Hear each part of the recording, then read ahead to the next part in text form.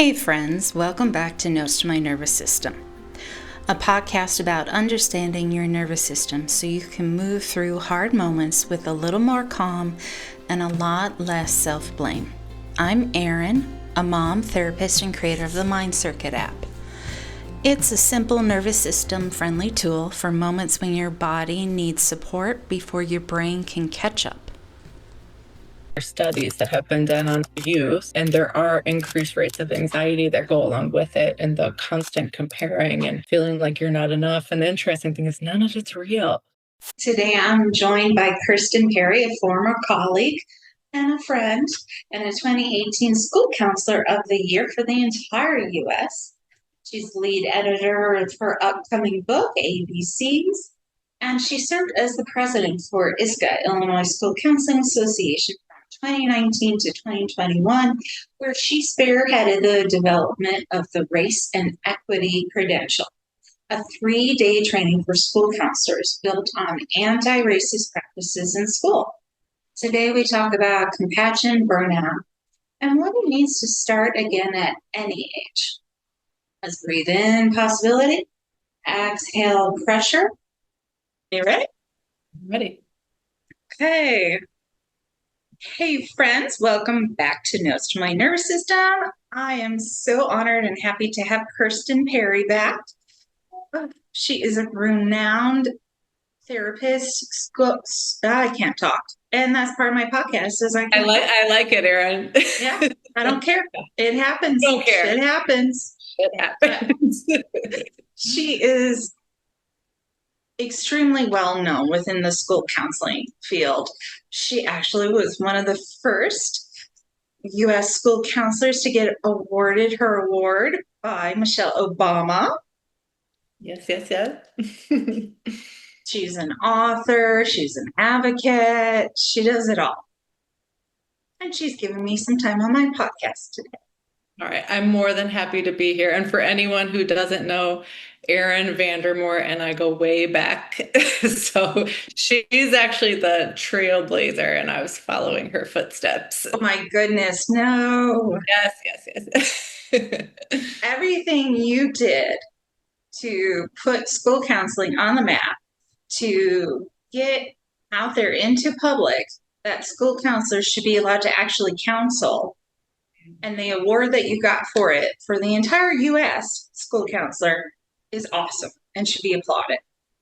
So yeah. Thank you, Erin. But let's transition to what we're talking about today.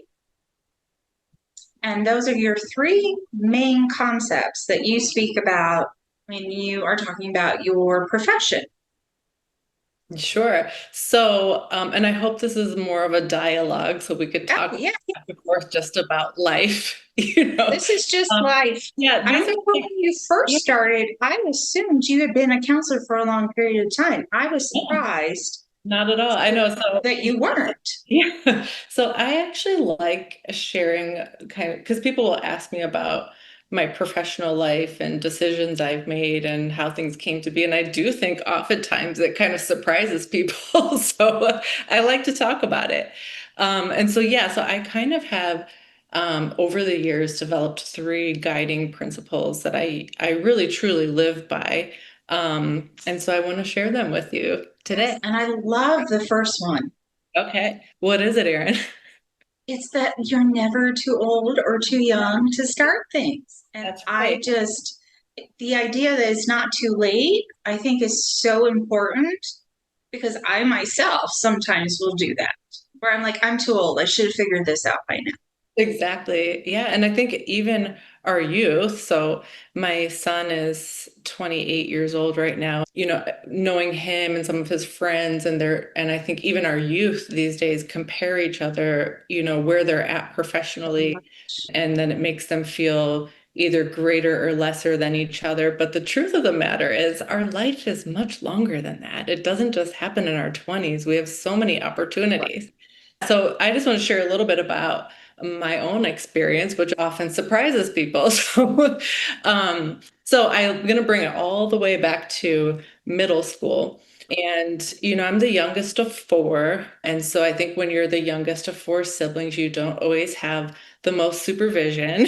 So I ended up getting into drinking alcohol at a young age. And I think it became more and more of a habit that I would do socially and things like that. But by the time I to junior and senior year, I was completely disengaged from school at that point. I had really, really bad attendance.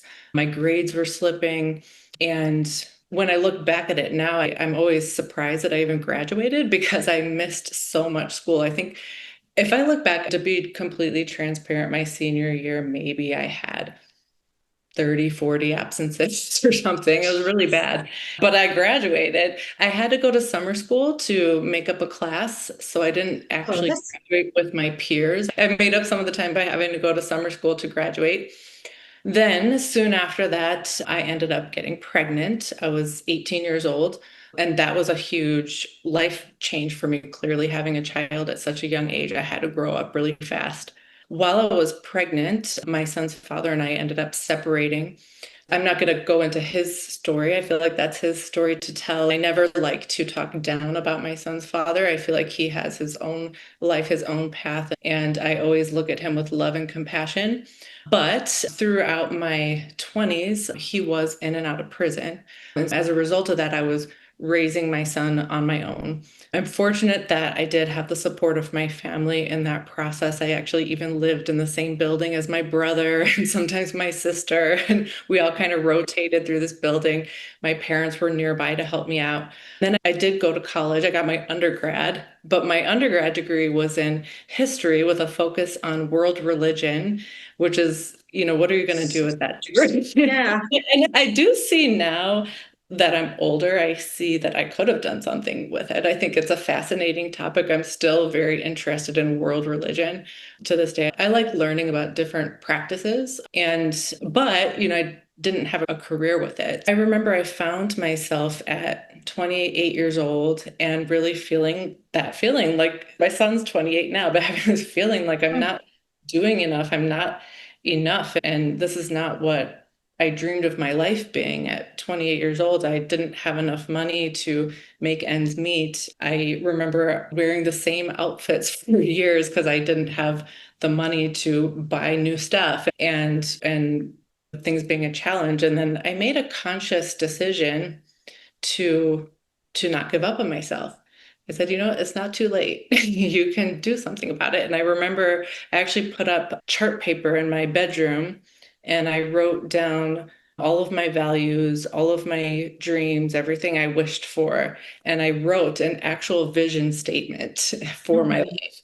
And it's really amazing because later in life, I found the vision statement.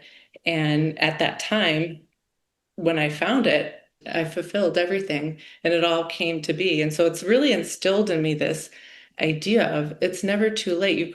You can always pick yourself up. And I do think a lot of it is a mindset. And Absolutely. If so, you tell yourself you're going to fail, you'll find a way. yeah, and exactly. We both are therapists at counseling background, so we know and understand that a lot of it is, how That we've inner wired dialogue. our inner dialogue and how we wired our brain to think. And what's interesting is, as I was reflecting on this concept, I actually do remember I was around that age, 28 years old, and I was taking a capoeira class. And I don't know how I don't remember exactly how I wound up in this class. I think it was just from somebody I knew. And it's a martial arts class. And Okay. remember the instructor, the martial arts instructor, he asked me to do this move where I had to just suddenly drop down and kick my leg in front of me. And I was like, I can't do that. I was completely novice level capoeira. I'm like, I can't do that. And he said, yes, you can. He said, that's your mind getting in the way. But in reality, you can. And you just don't realize it because you're putting that limit on your brain and you're thinking to say you can. He said, now do it. And then I did it. And then ever since then, that one moment with that instructor really stuck with me throughout my life to say that sometimes our thinking gets in the way of what we can actually do. Because in reality, we can do these things, but we tell ourselves that we can't. We make up this whole narrative about why we can't or we shouldn't or it's not our time. It's ridiculous. And now here we are, Erin. We're not going to say how old we are now, but I feel like we still do these things. We can still push ourselves. My parents are in their late 70s now, and I really look up to my father. He really pushes himself, even in his older age. And I feel like it instills in you, it never stops, it never ends. We could keep pushing ourselves. No reason for it to end.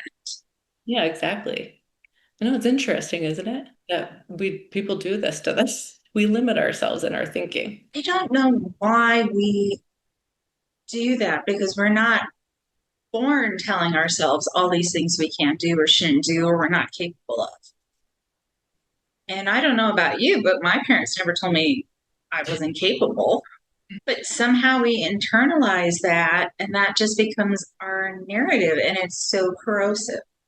Yeah. And I do think a lot of it, for me anyway, in my 20s was comparing myself to others and looking at what Yes. they're And it's doing. even worse now with Instagram and all that. I didn't have to deal with that shit. It was mostly just MySpace and Facebook, Yeah. and it wasn't that popular.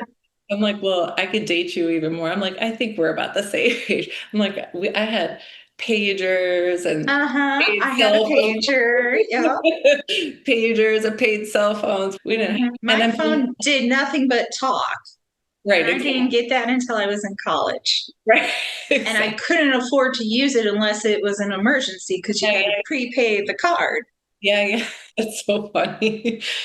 But yeah, so I do think a lot of it is comparing. And yeah, I think in some ways nowadays with social media and everything, the comparing ourselves is even higher and it could bring Yes. stress. And I think there's actually, I know certainly there's studies that have been done on youth, and there are increased rates of anxiety that go along with it and the constant comparing and feeling like you're not enough. And the interesting thing is none of it's real.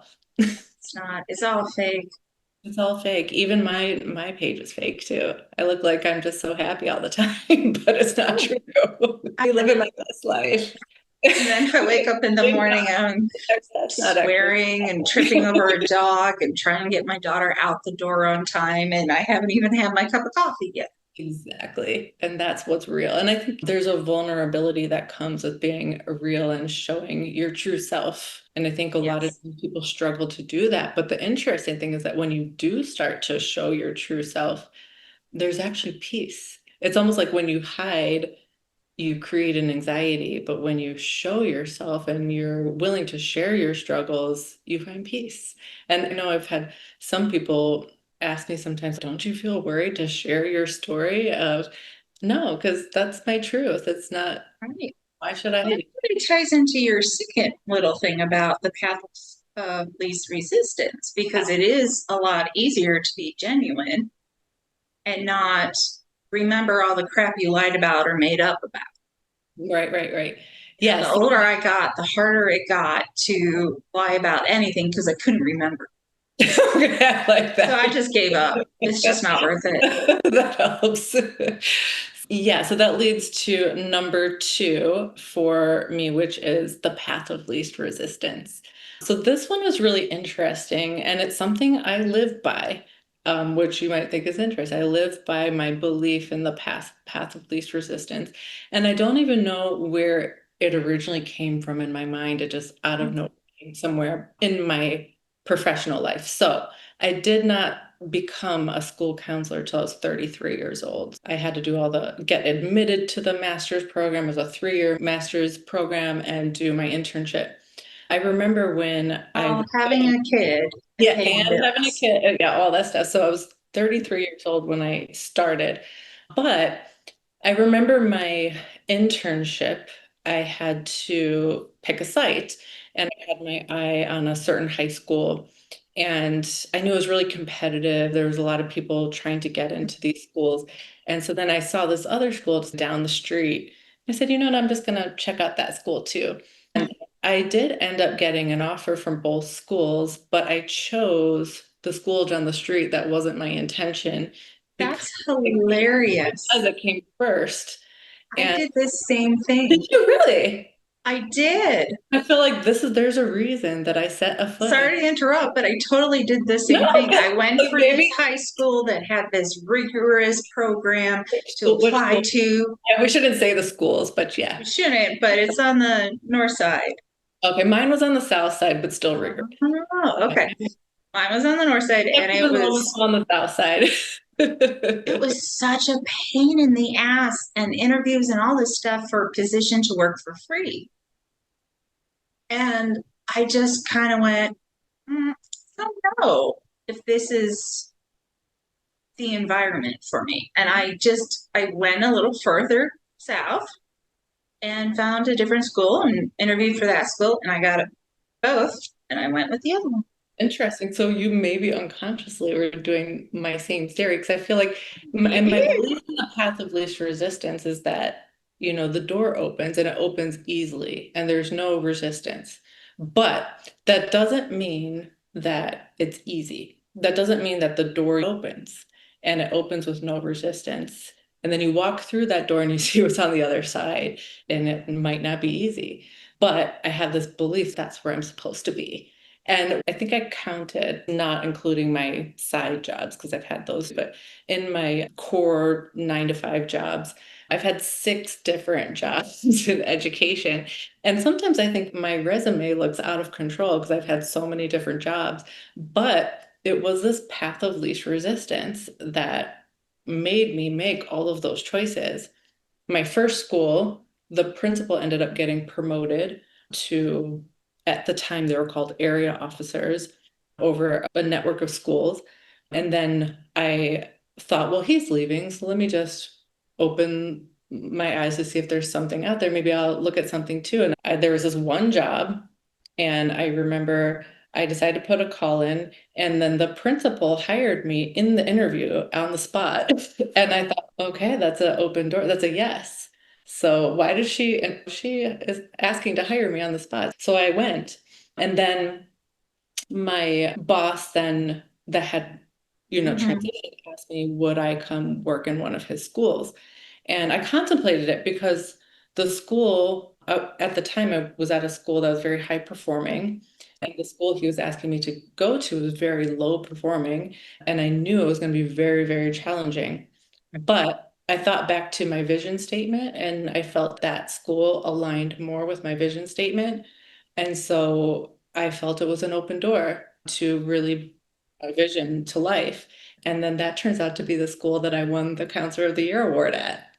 Isn't it? I remember watching you on, what was it, So- WGN9, and you're talking to Obama, and all your kids are around here, and they're all excited. I know I was really embarrassed of my office because the walls were all jacked up. I probably could have painted them at some point in my career, but I He didn't. noticed in Chicago. Yeah. Geez. Yeah. And so that ended up being the school that I won the award at. And I thought, if I never walked through those doors, maybe I never would have had that experience. Yeah, you wouldn't have been challenged to rise up to the level that you did as a school counselor. Yeah. And then, beyond that, then I took 2 different leadership roles in Chicago public schools, open doors. One of them, I was like at a job, fine. And then somebody just randomly gave me another job offer. Okay, I'll do that. But like I said, not necessarily easy. Some of the doors that have opened for me have actually led to more challenging jobs. If it wasn't for those jobs, I don't think it would have led me to the next thing. They all taught me something, they helped me grow. And I feel like my last job in Chicago public schools, where I was coaching whole schools on social emotional learning practices, is what inspired me to then write my book, which now I have a book. Wouldn't have happened if I hadn't taken That experience. So I do believe in, and I think it actually aligns also with that first one we're talking about, like it's never too late. I think a lot of it is in our thinking. And a lot of times what prevents us from taking open doors is fear or anxiety or the not knowing what's on the other side. And I do don't want to be uncomfortable. Humans don't like the unknown. And so we'll stay stuck even if it's not good for us. That's right. And it's so interesting. So I actually had this conversation. I live in Singapore now. I'm visiting Chicago. I live in Singapore. And I was talking to a couple colleagues of mine in Singapore about this idea before I came out here. Mhm. And one of my colleagues was saying, why constantly shift? Because you can find joy in the present moment, like it's always there. And I do agree with him. Joy is always there in the present moment. So there's no need to move. You can find joy wherever you are. It's always there. But you can also move and you can Mhm. find joy too. And there's nothing wrong with either way. But like you said, if you find yourself in this situation where you're drained, you're unhappy, your daily life is unfulfilling, sometimes it's good to kind of take the flower out of the soil there and put it somewhere else, and maybe it actually will bloom more. And so sometimes change can be good, but I think it depends. Yeah, no, I think it depends also how you approach it too. Yeah, You know, if you're going at the change clear-eyed and understanding your piece of it, that it's not just going to happen to you, you're also going to have to put in some work. exactly. Because I think a lot of times people there could either be fear of what's on the other side of the door or this belief that the grass is going to be greener and everything's going to be better if I could just get out of the situation. But Yeah, the reality is you bring yourself wherever you go. So yes. you're And always going to have to work on yourself. You're going to have to work on finding joy within. You're going to have to work on how to manage suffering no matter where you are. And so the grass is not always greener, but you can move and shift in your life, or you could stay where you are and find it there too. There's no right or wrong. either choice can be right. It's just really, I think, being honest with yourself in that moment of time. Yeah, And why are you making a choice or not making a choice? Are you not making it because you're scared and fearful of the what ifs? Or are you not making it because you know it's that's different? I agree. And I think that's a good point because I think when you're making those decisions, I always kind of go back to that like vision statement and my values. Does this align? Is this something? And even me moving to Singapore, like it had always been a dream of mine to work internationally. I've always been interested in the world and seeing Mhm. places, and so I knew it was a part of me that I wanted to fulfill and a dream of my childhood that why not make it come true? But, so I think it's important that when we make those choices, we think deeply about how it aligns with our values and who we want to be. And then, like you said, then question the fear. What am I afraid of? And a lot of times when you do get there, you realize, hey, there is nothing I need to be afraid of. It's fine. There isn't. It's that whole imposter syndrome too, where you think you don't belong in the room. Yeah, And then you get in the room and you look around and it's, you guys don't belong here. exactly. That's most cases, right? Yeah, where you're like, why the hell are they in charge? Like, oh, And please. why was I worried? Yeah, Yeah, exactly. I know we've both seen that in our careers. yes, multiple times. But that kind of goes to your new one now. Yes. The not all that glitters is gold, and kind of goes with the whole watering the yard and greening grass. And please explain this new one. So this is my new one. So the other two I've really genuinely lived by for years. This new one, not all that glitters is gold, is But something. I love the fact that you have that psychological flexibility to be able to add on another one. Okay, thank you, Erin. Because some people would be like, no, these are my two. I've always done these two. And they would completely cut out that opportunity to enhance their lives and add on. Thank you. You're welcome. I love that. I love the therapist in you. Yeah, so this is my new one, and not all that glitters is gold. So just being transparent. So I won the Counselor of the Year award, and And my then goodness, after that I, took on leadership roles. So not only did I take on two different leadership roles in Chicago Public Schools, I also took on being the president of the Illinois Counseling Association. So I had a lot of different hands in different things. And what no one prepared me for is when you have success or you're in leadership roles is that you get met with higher levels of criticism. And you could see that for anyone who's been in a leadership role. You have people who think they could do it better than you. You have people that think they could take you down and they want to replace you. There's people that feel like you don't deserve this. And so and I was not prepared for that. And I'm a very sensitive person. And I think I'm overly empathetic to the point that if somebody says something critical to me, I really internalize it. And even the flip side where it's too much praise. And then you have people kind of giving you this dopamine high where you just feel like, I'm so great. Look at me. And then you get this dopamine high, and that feels really good. But I feel like they're equally as It can dangerous. be dangerous on both sides. And no one prepared me for that. And I suppose we could all assume those things, but I think I wasn't prepared for how much it impacted me. Well, I personally would not have thought of that being a thing within counseling. And you'd be surprised. People in counseling can be mean. Aren't you supposed to be a counselor? Like, I was a little shocked by that. I was like, I know. It's like we're counselors. So, and anyway, I think that, I didn't manage it well. And I think that it really, after a while, I was very emotional about it because I'm sensitive. And it really started to deplete me after a while. And then maybe I became mean. I don't know. Because, hurt people. And I've cried to people. I've been stern with people. And maybe some of that comes from that place of just feeling deeply hurt, and I didn't know how to manage it. And why I say this is new is because I knew that I had that experience and I knew it hurt me and it took me years to kind of work on recovering how my sense of self, like within all of that. And now that I'm publishing this book, I'm preparing myself that this is going to happen again. Anytime you put something out there, it can be met with praise, it can be met with criticism. People can take your words out of context, people can misunderstand you, people can make assumptions about everyone's looking through their own filter.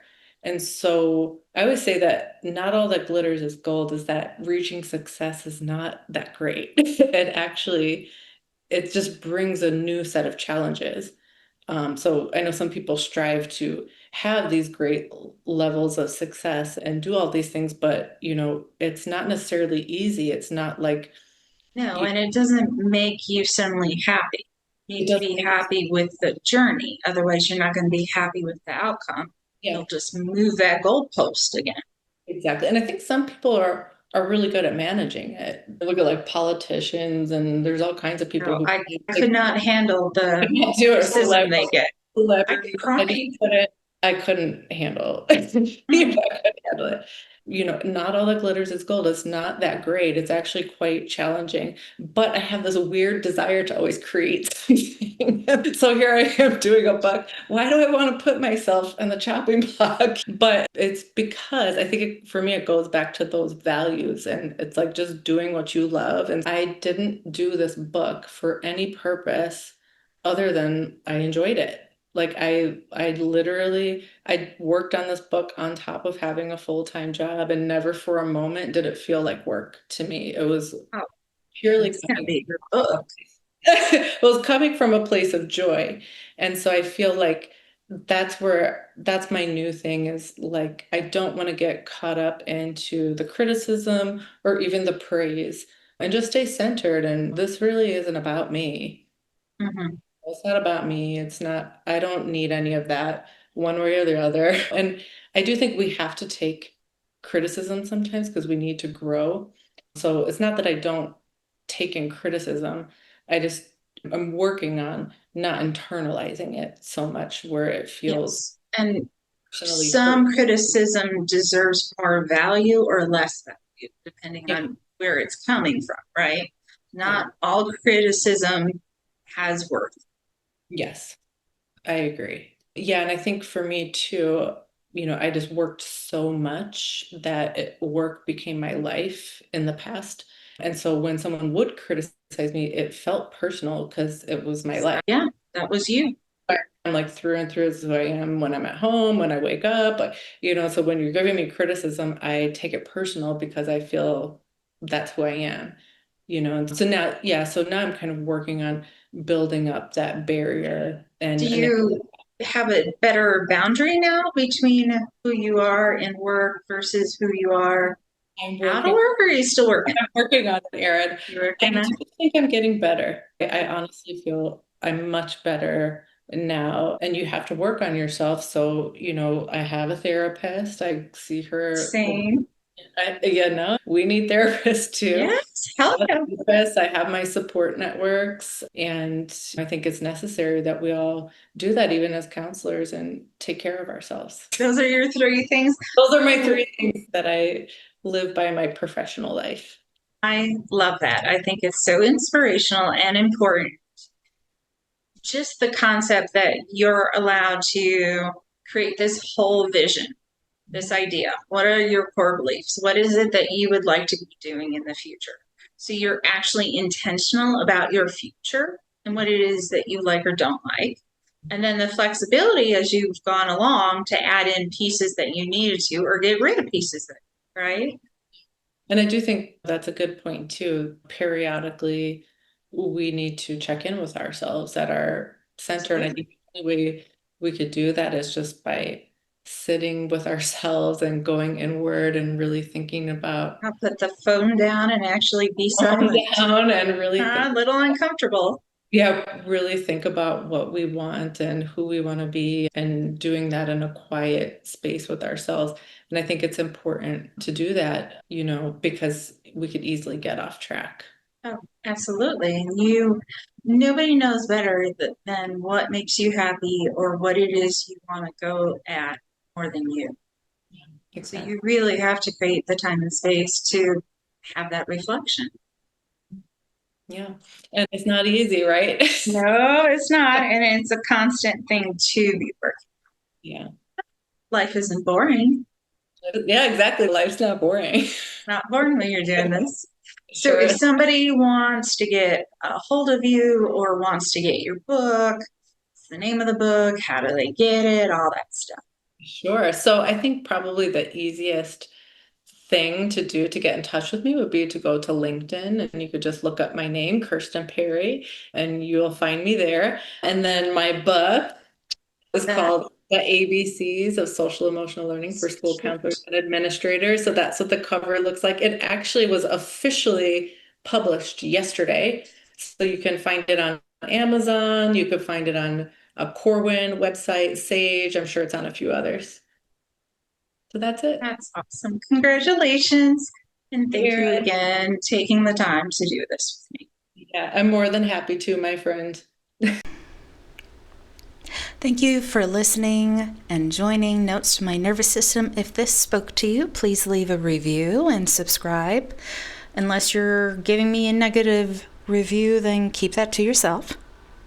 If listening stirred anything up and you don't want to sit in it, Mind Circuit is a regulation app designed for moments just like this. It's not therapy. It's just a short guided reset you can use before sleep, after stress, or when your thoughts just won't slow down. But in the meantime, if it feels okay, let's do a quick little reset. Take a deep breath and let your eyes gently track left, right, left, right. You don't need to change your breath. Just let it happen. If your mind wandered, that's fine. If it didn't, that's fine too. We're just going to pause here and take one slow deep breath in and out. And again, let your eyes gently track left to right, back and forth. Left, right, left, right. And now you can come back to whatever's next in your life. And as always, please be kind to your own wiring.